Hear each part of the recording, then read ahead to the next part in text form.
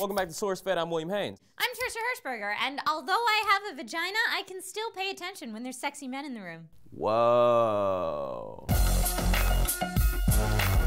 The University of Texas School of Nursing recently put up a sign in its school that reads, "In building dress code." That part's in bold, so whatever precedes that must be true. That's just how signs work. Revealing clothing must not be worn while in the School of Nursing building. Now, you see, there's our first issue. Revealing clothing. This shirt reveals my arms. Is that gonna distract women and potential gays men from learning? No? Nobody yearns for my body? Okay. The sign constitutes that clothing that shouldn't be worn includes midriff-bearing shirts, Short shorts. short skirts, Low-rise pants. and low-cut shirts that reveal cleavage. I really want to know who wrote this list. I imagine it was some dude just sitting around typing all of the things that get him going. He had a fun time. People have found this ruling sexist because, duh, it's fucking sexist. You know, these things most, if not solely, refer to women covering up. I don't have one shirt that reveals my cleavage. On the sign, the reasoning is it distracts from the learning environment. You see, ladies, I'm gonna drop some serious science on you really quickly. Call me Will Nye the Science Guy because science rules. When a woman is in the room, us men cannot think. The synapses that connect the electric paths are interfered with by frequenting female isotopes. This is completely true, 100% science. Trish, have you ever met a man before? I have. False. I'm sorry to have to break this to you, but you have not. The moment you walk into a room, we go from being surprisingly sophisticated individuals to an amalgamation of things that we've seen on TV and heard in songs trying to make women want us. But isn't this something that men choose to do on their own, William? Wouldn't it make sense for men to keep their thoughts to themselves and instead maybe focus on their learning? No, Trish, that would be the smart and easy decision. How am I supposed to learn when there's no blood in my brain? I hope you folks can understand that this is not just sexist towards women and that telling them that the way that they were made is inappropriate and they should cover it up, but it's also incredibly insulting towards men to say that all men cannot pay attention to what's in front of them when there's a woman in the room. That sucks. I know a lot of guys that paid attention in college even though there were sexy ladies, and I certainly paid attention to my classes even though there were some fine dudes in some tight-ass pants.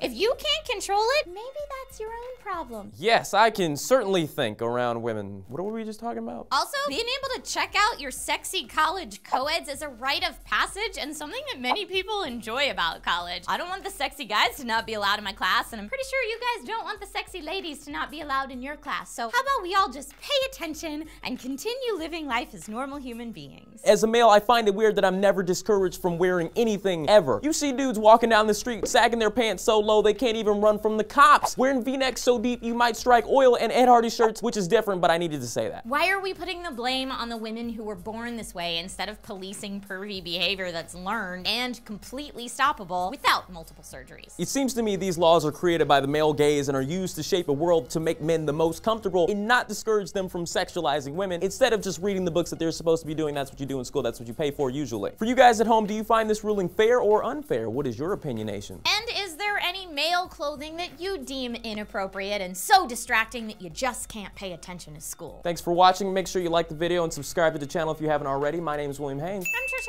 Hirschberger. What if I just sag my pants a little bit? I don't know. You know what, Will? I probably wouldn't be able to keep my composure and read the words on the prompter. I can't read either way.